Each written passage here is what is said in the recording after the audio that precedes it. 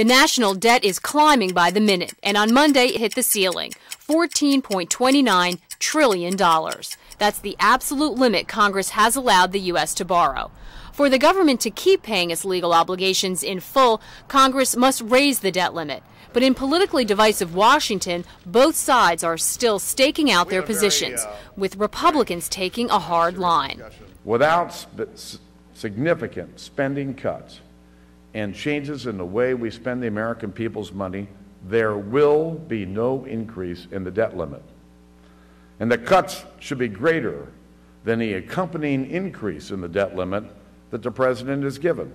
Republicans want trillions in cuts and no tax hikes. Democrats say tax hikes should be included in the mix, and they caution against tying the debt limit too closely to deficit reduction. We believe that we can reach an agreement on significant deficit reduction within the same time frame that we need, that Congress needs to take action to raise the debt ceiling.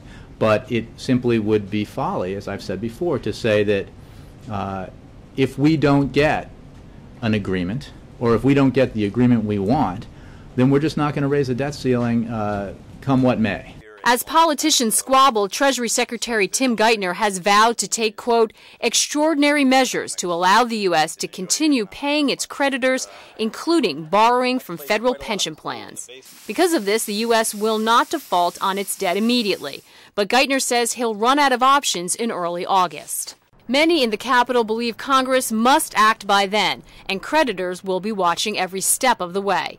Creditors like China, which holds more than $1 trillion worth of U.S. treasuries, and Japan, which holds more than $890 billion worth of debt. Over the years, the U.S. has been forced to raise the debt ceiling 74 times since 1962 to pay for tax cuts, foreign wars, and other spending increases. In fiscal year 2000, total national debt stood at $5.5 trillion. Since then, debt has almost tripled. Most in Washington agree not raising the debt ceiling and defaulting on debt would trigger a spike in borrowing rates and a loss of confidence in the ability of the U.S. government to honor its obligations. A high-stakes game of political chicken is underway, and the national debt clock is ticking. Maggie Lake, CNN, New York.